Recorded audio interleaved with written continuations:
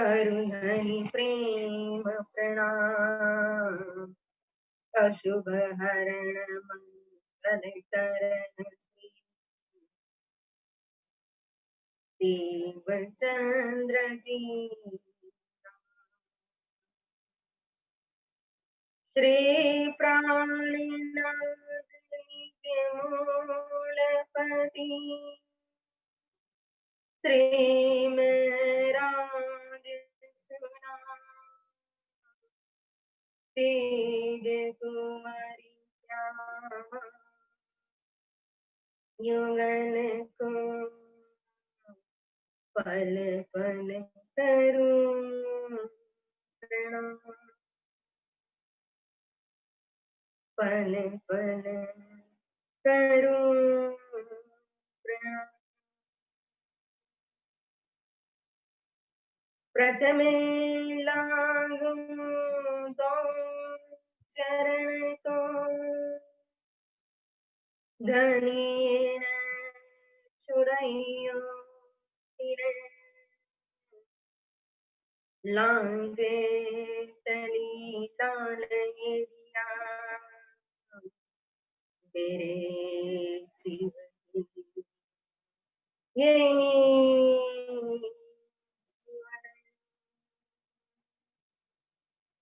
इन्हें पाँव तले पड़ी रहूं घनी नजरी खोल बात न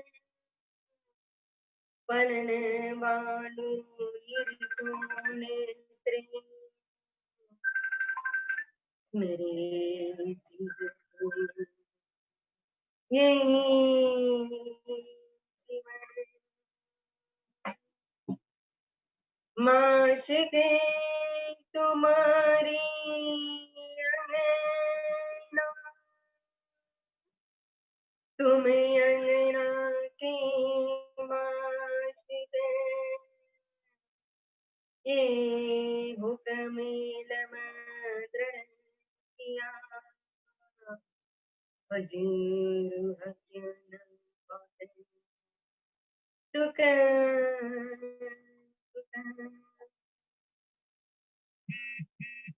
कदमों लागू करूं सिजदा पकड़े के दो पाँव हुक्म करते माशिक आशिक के दिले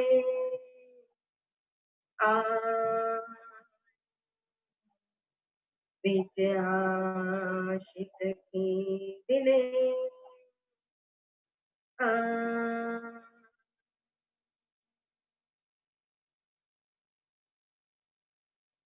धामधनी अक्षराती श्री राज श्यामा जी,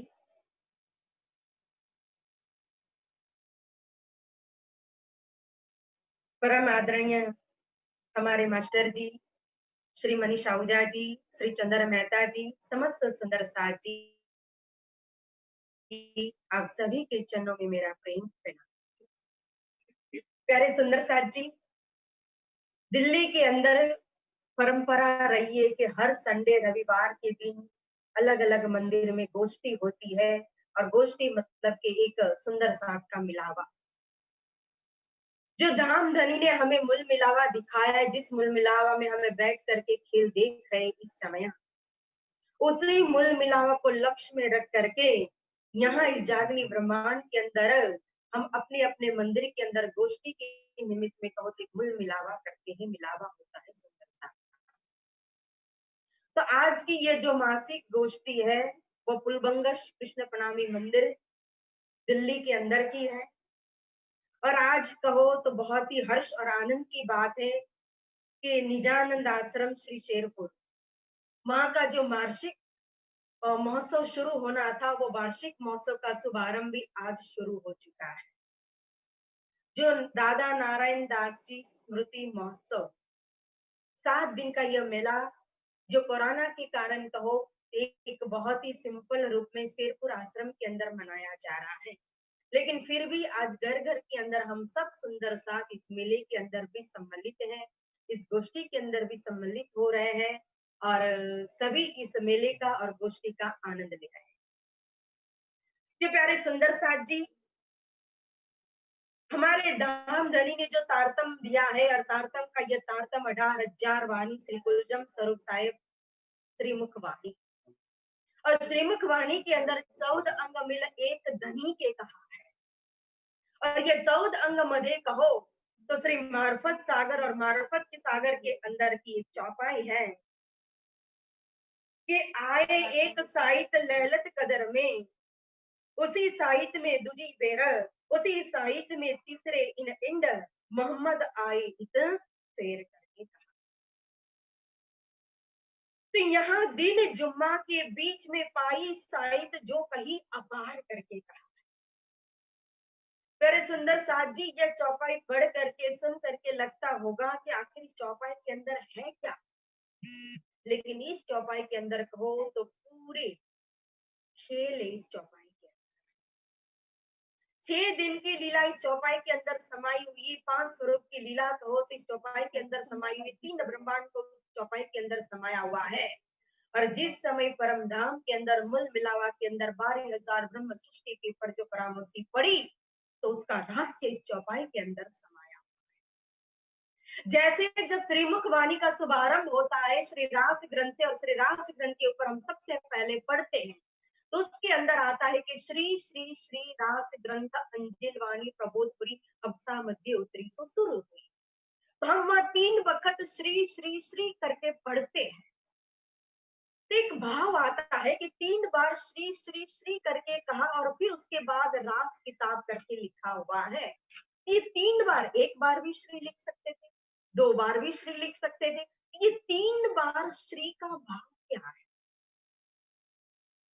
तो जैसे परमधाम के अंदर जब इश्क रब्द हुआ, प्रेम संवाद हुआ, खिलवत के अंदर मूल मिलावा के अंदर धाम धनी के साथ हादी हक और रूह के बीच में, तो उस समय जो धनी बरजे बेर बेर बेर तब हम मांगे फेर फेर फेर, हमने इस खेल की चाहना जो प्रकट की थी, धाम धनी ने हम इस खेल के लिए मनाया था, रोका था, समझाया था कि ये खेल देखने के लायक नहीं है, ये माया ऐसी अति बलवंती, ये माया की लहर ऐसी जबरदस्त है कि आप लोगों को बहा करके ले जाएगी, वह सब कुछ भूल जाओगे, न करने का करोगे, न खाने का खाओगे, न पीने का पियोगे। इसलिए अभी से सावधान कर रहा हूं कि ये खेल देखने लायक नहीं, आप मत मांगो इस खेल। तो धनी बरजे बेर बेर बेर, परंतु फिर भी हमारे अंदर इतनी चाहत थी खेल की कि हम मांगे फेर फेर फेर, 3 बार हमने खेल, जिसके परिणाम स्वरूप कहो तो जो मूल मिलावा के अंदर 12,000 ब्रह्म सृष्टि के ऊपर परामर्शी पड़ी, और उस परामर्शी उस नींद के अंदर जो लैलतुल कद्र की रात्रि यानी कि ब्रह्म रात्रि और ब्रह्म रात्रि के 3 टुक कहा, और 3 टुक यानी कि ब्रज रास और जागनी।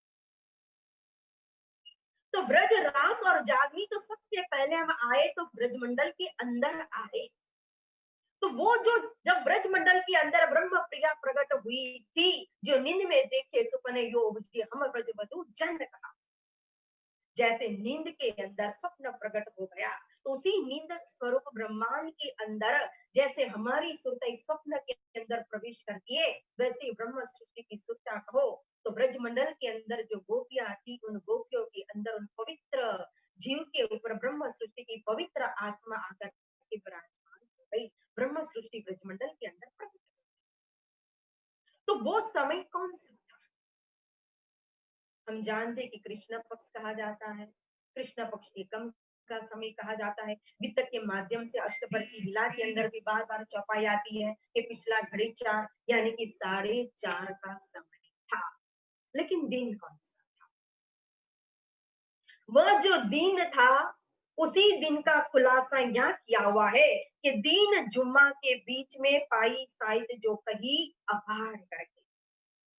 आए एक ही साइट में लैलत कदर में, उस ब्रह्म रात्रि के अंदर जो सबसे पहले ब्रजमंडल के अंदर आए, वो साइट वो समय भी वही था। फिर उसी साइट में दूजी बेर था, और दूजी बेर जब योग माया की किस्ती के अंदर सवार होकर के काल माया के ब्रह्मांड को पार करके ब्रह्म सृष्टि जब योग माया के ब्रह्मांड के अंदर पहुंची थी, अपने बालाजी अपने प्रियतम कृष्ण जी के पास, तो वो साइट भी वही था, वो समय वो बात भी वही था।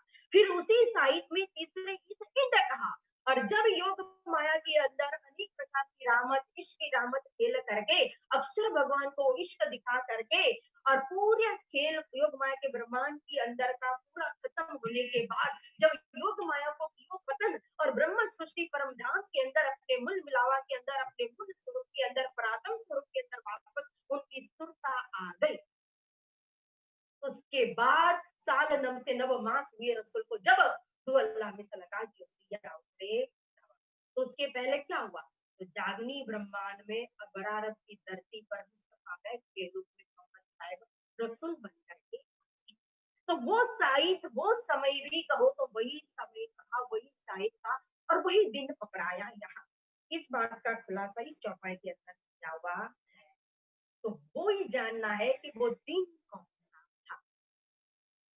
तो प्यारे सुंदर साथ जी, वो दिन यहाँ कहा दिन जुम्मा के बीच में, यानी कि एक ही पल जो अक्षर भगवान का एक निमेष कहो, और एक निमेष के अंदर छिन में देखे पल में उड़ावे, करोड़ों ब्रह्मांड अक्षर भगवान बनाते और मिटा देते हैं, वही एक पल है, उसी एक पल को एक दिन कहा है। जिस पल के अंदर 4:30 बजे बैठ करके हम नींद के अंदर प्रामोसी के अंदर प्रवेश हुए, जिस समय के अंदर जिस साइट के अंदर जिस मुहूर्त के अंदर कहो, तो हमने इस काल माया के ब्रह्मांड के अंदर जो कहो तो ब्रजमंडल के अंदर हम आए प्रवेश हुए, वो साइट वो समय जो कृष्ण पक्ष एकम कहा, तो वो दिन था जुम्मे का दिन, यानी और वहां जैसे पहले मैंने कहा ना कि सबसे पहले तो लॉकडाउन हो गए थे 11 बरस और 52 दिन ब्रजमंडल के अंदर, अपने ब्रजमंडल को छोड़ करके हम कहीं गए नहीं, अपने अपने घर में ही बैठते थे, घर परिवार के साथ बैठते थे, और फिर वहीं कृष्ण जी के साथ अनन्य प्रेम किया, समर्पण हुए, तभी तो काल माया के एक ही साथ इस ब्रह्मांड को लात मार करके फिर योग माया के ब्रह्मांड में निकल गए। तो 11 बरस की लीला हुई और 52 दिन का योग हुआ। फिर जब 52वें दिन संध्या के समय जब वेणुनाद हुआ, बंसी बजाई, तो जो योग माया के ब्रह्मांड के अंदर हम पहुंचे थे, जो केवल की स्वामी के मन अंतस्करण के अंदर योग माया जो है, केवल ब्रह्म की शक्ति जो है, उसका उन शक्ति जिसको योग माया कहा जाता है, उनका आह्वान करके योग माया के ब्रह्मांड की रचना हुई। उस ब्रह्मांड के अंदर पहुंचे तो उसी साइट में दूजी पेड़ उसको कहा चौपाई के अंदर, तो वो समय भी शुक्रवार का ही समय था। क्यों कहा उसको भी शुक्रवार का, इसका खुलासा हम फिर करें।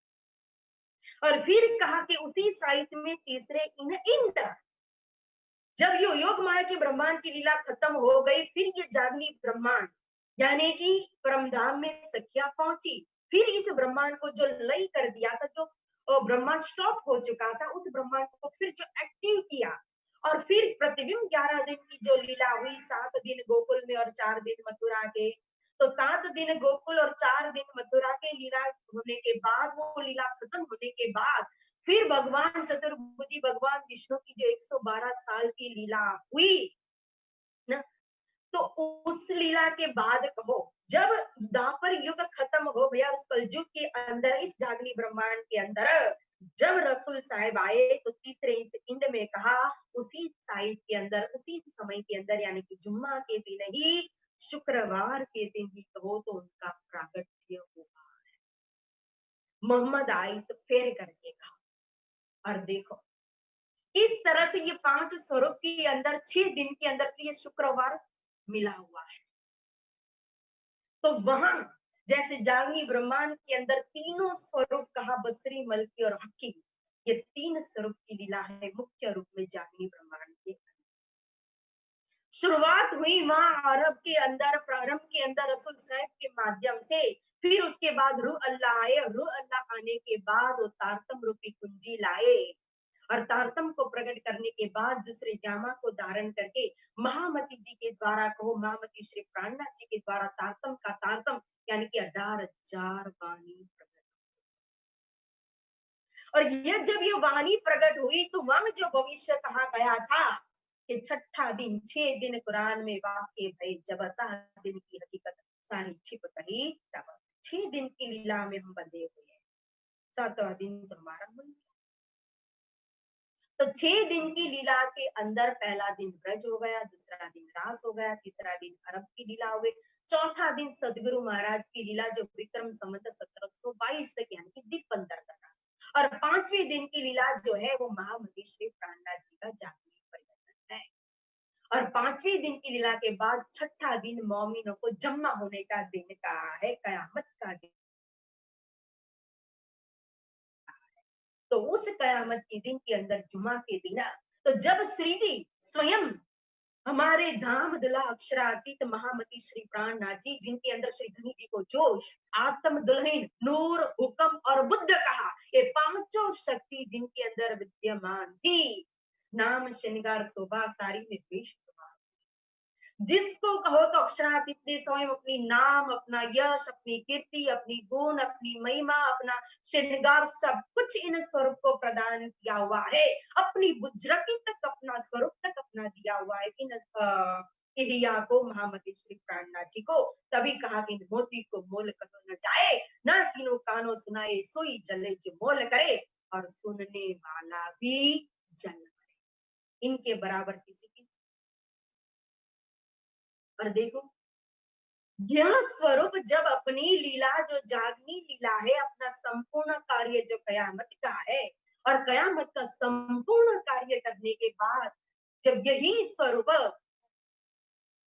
1748 के अंदर कहो मार्फत सागर जब प्रकट हो गया, वाणी कंप्लीट हो गई, तो उसके बाद 3 साल अंतरंग आनंद के अंदर भरपूर परमधाम की नियामत ये वाणी गर्जत मान संसार दे करके फिर 51 के अंदर जब हमारे धाम गनी पर्दा में गए, हमें छोड़ करके नहीं गए, जब पर्दा में हुए वो विक्रम संवत 1751 के अंदर, तो वो दिन कौन सा बताओ? वितक साक्षी है, श्री लालदास महाराज जी पर अपनी वितक के अंदर कहो तो चौपाई के अंदर इस दिन का खुलासा किया है कि वो दिन भी जुम्मा का दिन यानी कि धनी पर्दे में हुए तो शुक्रवार का ही दिन था। और वही जो छठा दिन जो कयामत का दिन है, जम्मा होने का दिन, तो मोमिनों को जम्मा होने का दिन, वही छठा दिन तो अब चल रहा है। तो परमधाम से देखे तो वही पिछली घड़ी 4 का 4 है, इतना रत्ती भर भी समय में कोई परिवर्तन नहीं हुआ है। और उसी घड़ी में, उसी साइड में, उसी दिन में जब आए, उसी दिन में व्रज की लीला, उसी दिन में रास की लीला, उसी दिन में कहो तो प्रारंभ की लीला, उसी दिन में कहो तो चौथे दिन की लीला, उसी दिन में कहो तो 5वें दिन की लीला, और उसी समय में यह छठा दिन जागने का दिन भी, जहाँ स्वयं महामती श्री प्राणनाथ जी ने शुक्रवार के दिन ही पर्दे के अंदर जा करके उसी जुम्मे के दिन को या शुक्रवार करके जागरण कर दिया।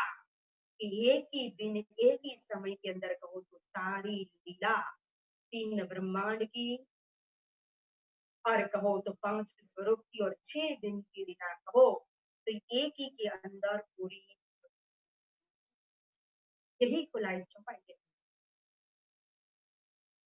तो प्यारे सुंदर साथ जी, और इस जागनी ब्रह्मांड के अंदर जो तारतम की शक्ति के द्वारा जो हमारी आत्म जागृति यानी कि कयामत का समय बताया हुआ है, तो हमें तारतम की बुद्धि को ग्रहण करना है। कभी कभी हम भूल जाते हैं तारतम हमारे पास है, लेकिन तारतम के चश्मा को पहन करके देखने के बदले में कभी कभी हम अपनी बुद्धि से भी तर्क करने लगते। अभी जो बात सुनने में आई, दिल को बहुत दर्द होता है।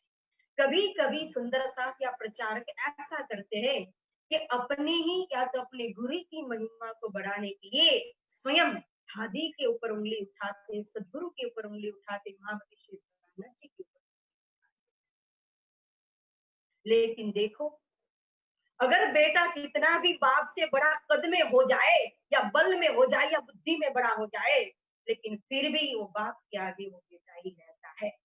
वो बेटा कभी बाप का बाप नहीं बन सकता। आज हम जो है वो हमारे महामती श्री प्राणनाथ जी का आशीर्वाद, उनकी मेहर, उनकी कृपा वो गुरुजन के ऊपर बरसती है। आज जितने भी पैगंबर तीर्थंकर इस संसार के अंदर संदेश देने वाले हुए, तो वो सब पैगंबर तीर्थंकर आकर के महामती श्री प्राणनाथ जी के अंदर समा गए। आज हम जितने भी गुरुजन है, तो धामधनी श्री राज जी महाराज ने हमें एक शोभा दी इस तन को, क्योंकि व्यक्ति कभी पद से या स्थान से बड़ा नहीं होता है, वो अपने कर्म से, अपनी करनी से, अपने से बड़ा। अगर पद और स्थान अगर उससे मिलता है, प्राप्त होता है, मान मिलती है, प्रतिष्ठा मिलती है, तो उसके पूर्ण कर्म के आधार, पुण्य के आधार पर परमात्मा की मेहर से, जी महाराज की कृपा से मिलता है। लेकिन फिर वो पद और स्थान मिलने के बाद, और प्रतिष्ठा और मान मिलने के बाद, उसको आगे पहुंचाने वाला स्वयं उसका अपना कर्म होता है, अपनी रहनी होती है, अपना धर्म पालन होता है। तो हम चाहे कितने भी इस संसार के अंदर मान और प्रतिष्ठा को, गुजरती को प्राप्त कर ले, लेकिन फिर भी इस संप्रदाय को देने वाले हम नहीं है। हम तो हादी के कदम पर कदम रख करके चलने वाले हैं, उनकी चरण रज है। सदगुरु जिनके ऊपर अगर उंगली उठाई जाती है और उनके लिए अगर बोला जाए कि सदगुरु तो जामनगर को छोड़ करके कहीं गए ही नहीं है, तो सुंदर साथ वाणी को पढ़ो, वाणी को खोल करके देखो, तारतम के माध्यम से चिंतन करो, विचार करो कि सुंदर बाई बात और है और उनकी और रवेश गतमतम उनकी और है, हम सब लियो उनको भेष कहा है। सुंदर बाई यानी कि श्री श्यामा महारानी, और श्यामा महारानी यानी कि स्वयं राजी महाराज की आह्लादनीय शक्ति है। और वही हमारे हादी के रूप में, सदगुरु के रूप में यहाँ जागनी ब्रह्मांड के अंदर, मारवाड़ देश के अंदर, उमरकोट गांव के अंदर, बाई की घर कहो, श्री देवचंद्र जी के रूप में प्रकट किए हैं। और उनके अंदर भी ये पांचों शक्ति विद्यमान थी, चाहे दुनिया माने चाहे ना माने। श्री धनी जी को जोश भी था, हुक्म भी था, नूर भी था, बुद्धि भी थी, और स्वयं आह्लादनी शक्ति श्यामा स्वरूपा तो है। तो पांचों शक्ति उनके पास थी। और यह भी नहीं भूलना चाहे कि कई कशनी करी अति अंग, कई कसौटी करी दुल्हना, सो कारण हम सब। उन्होंने तो बचपन से ही घर परिवार संसार को त्याग करके कशनी के मार्ग पर निकल गए। कई प्रकार से उन्होंने मेहनत की है, जिस मेहनत को, उनकी कशनी को, उनकी तपस्या को, उनकी साधना को हम वित्त में कहो 2 मिनट में या 2 घंटे में या 2 दिन में हम बता देते हैं, लेकिन 40 साल की उनकी कशनी थी। आज हम 40 दिन भी अगर साधना करेंगे कशनी में, या तो 4 दिन भी, तो हमें भारी पड़ जाए। किसके लिए किया था उन्होंने? और वो 40 साल कशनी करने के बाद फिर उन्होंने इस तारतम को, इस दुनिया के अंदर जो तारतम सारे ब्रह्मांड को मुक्त करने वाला है, जिस तारतम से जीव कहो तो विश्व को प्राप्त करेगा, जिस तारतम से कहो तो ईश्वरी अक्षरधाम जाएगी, जिस तारतम से कहो तो ब्रह्म सृष्टि का दरवाजा खुलेगा परम धाम का, जिसके लिए ये तारतम लेकर के आए थे, जो तारतम जड़ चेतन को भी मुक्ति देने वाला है, जिस तारतम की वाइब्रेशन करके कहो इस धरती को पावन कर दिया था, धन्य धन्य कर दिया था इस हिंदुस्तान को। वो शक्ति जिसके लिए कहा कि सप्त कोटि महामंत्र चित्त विभ्रमकार का एक है वो परो मंत्र कृष्ण अक्षर। एक ऐसा परात्पर का मंत्र है जो मंत्र चिंतामणि प्रोक्त 16 साणु महामनु करके कहा, और उस 16 साणु महामनु चिंतामणि युक्त मंत्र, तारतम मंत्र, जो अंधकार से दूर ले जाने वाला है, जो माया से तारने वाला है, जो ब्रह्म का साकार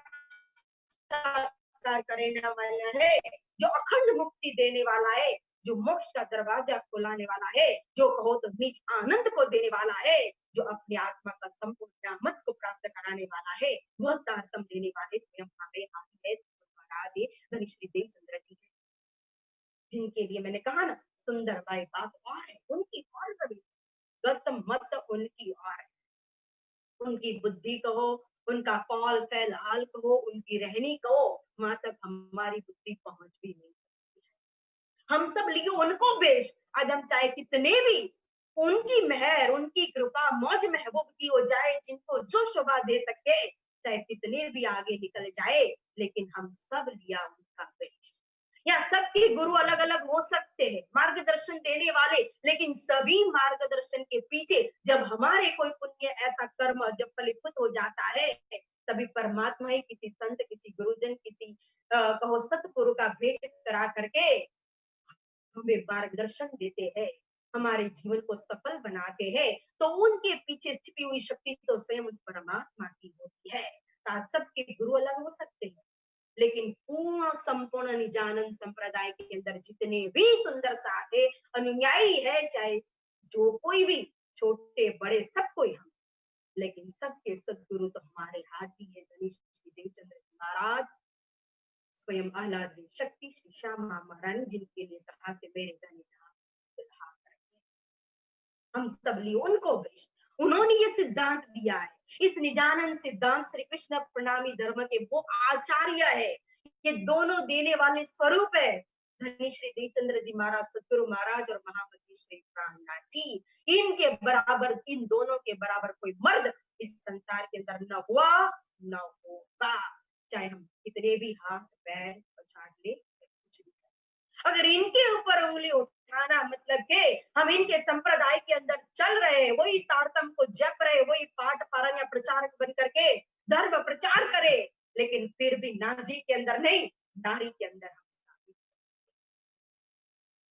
क्योंकि ये सिद्धांत उन्होंने, तो आदि के कदम पर कदम रखकर चलना, यही हमारा धर्म होता है।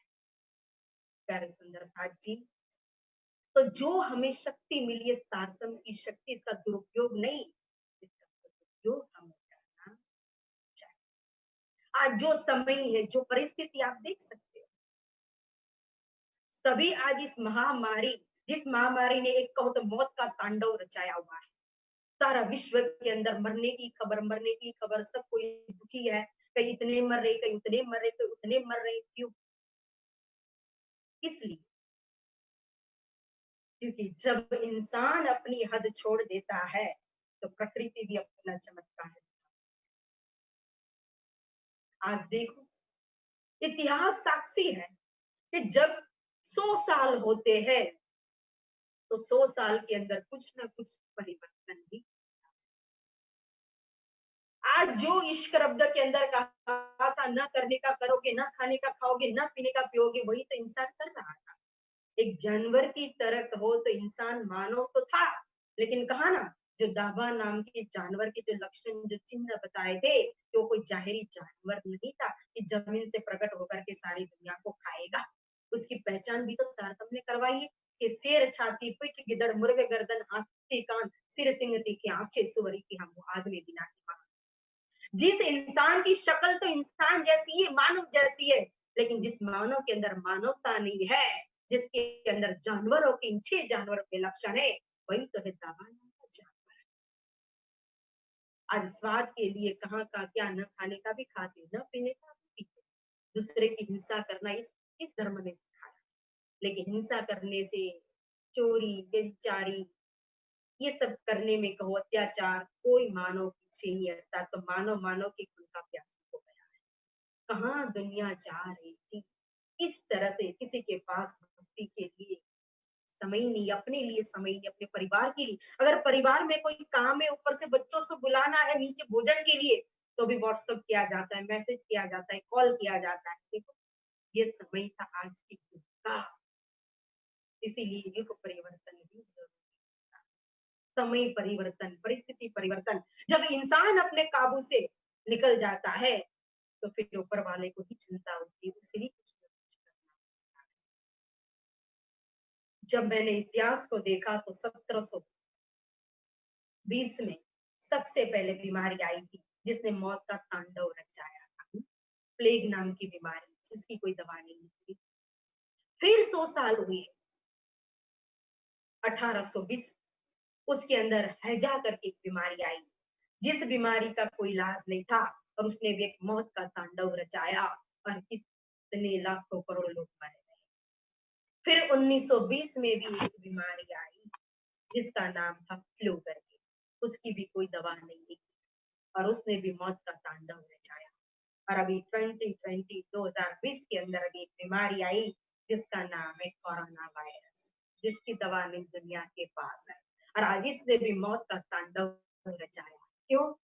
मानव की बुद्धि को परिवर्तन, अगर सुधर सके तो कुदरत ने समय दिया है कि इंसान तू सुधर जा, अभी भी समय है, तू संभाल। इसलिए परिस्थिति को देखते हुए हमें अनुशासन का पालन करते हुए अपनी आत्म जागृति को जागृत करके पॉजिटिव दृष्टि लेकर के इस परिस्थिति का सामना करना, क्योंकि जो हमारे हाथ में नहीं उसकी चिंता करने की जरूरत नहीं होती है। चिंता तो ऐसी डंकनी है जो काट कलेजा खाई कहा है, अगर हम चिंता करेंगे तो परमात्मा क्या करेंगे। इसलिए फिक्र नहीं जिक्र करना है। यह समय जो मिला है वो फिक्र का नहीं जिक्र का समय मिला है, लॉकडाउन। इसलिए फिक्र नहीं जिक्र करो सुंदर साथ। फिक्र करे सो बावरा, जिक्र करे सो साथ। उठ फरीदा जिक्र करे, फिक्र करेगा आप। जब हम जिक्र करेंगे, प्रार्थना करेंगे, जप करेंगे, तप करेंगे, व्रत करेंगे, ध्यान करेंगे, हमको चिंता। जब महाभारत की लड़ाई कुरुक्षेत्र के अंदर जो हुई वो युद्ध खत्म हो गया, एक ऐसा विशाल युद्ध जिसके अंदर सब कुछ खत्म हो चुका। और वो युद्ध खत्म होने के बाद जब राज्याभिषेक की बारी आई, सिंहासन पर हस्तिनापुर के राजा जब युधिष्ठिर को बनाया जा रहा था तो युधिष्ठिर भागने लगा।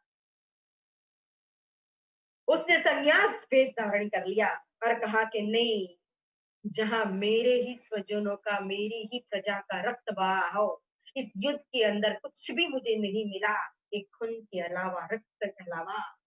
अब मैं इस सिंहासन पर नहीं बैठ सकता, मुझे इसके पाप का प्रायश्चित करने के लिए मैं वन में जाऊंगा, तब करूंगा।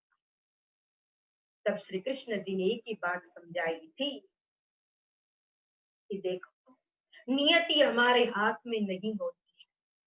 हमें लगता है अगर हम ऐसा नहीं करते तो ऐसा हो जाता, अगर ऐसा करते तो ऐसा होता, लेकिन वो सोच, वो विचार, हमारी ताकत, उसके हाथ कितने छोटे होते हैं कि वो नियति तक, अंजाम तक जो कुदरत ने सोचा है उस हुक्म तक हमारे हाथ पहुंचे।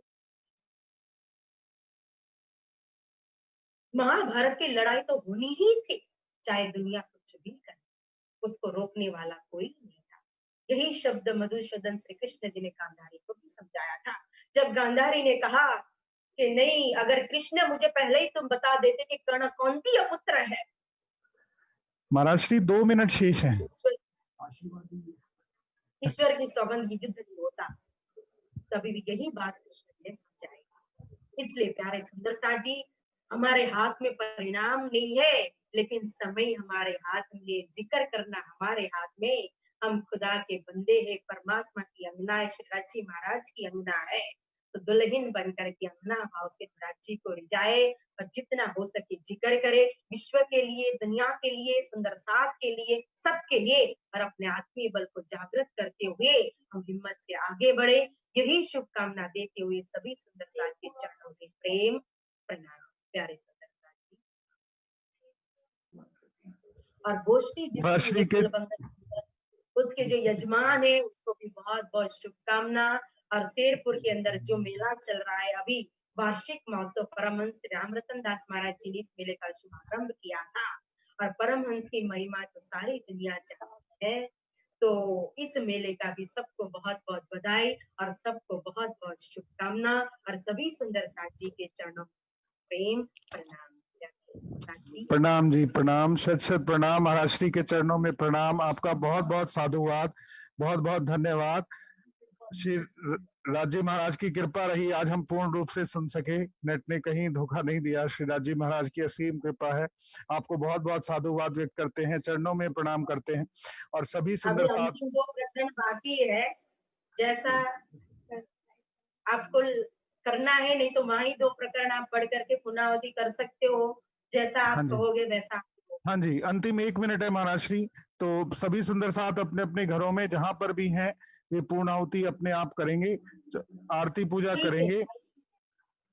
और सभी से ठीक हम है, ये तो प्रार्थना मुझे करते पढ़ने हैं, की जरूरत नहीं है ना, सभी सुंदर साथ पढ़ लेंगे। बहुत बहुत शुभकामनाएं। रात को 9:35 पर सभी सुंदर साथ मिले। आज श्री 5 नौतनपुरी धाम के महाराज श्री कृष्णमणि जी आ रहे हैं, उनका बहुत बहुत स्वागत है और उन सबको हम प्रणाम करेंगे रात्रि काल महाराज श्री कृष्णमणि जी नौतनपुरी धाम से। उसके बाद भजन संध्या होगी। आप सभी आमंत्रित हैं। सबके चरणों में प्रणाम। प्रणाम जी, प्रणाम जी। प्रणाम सुंदर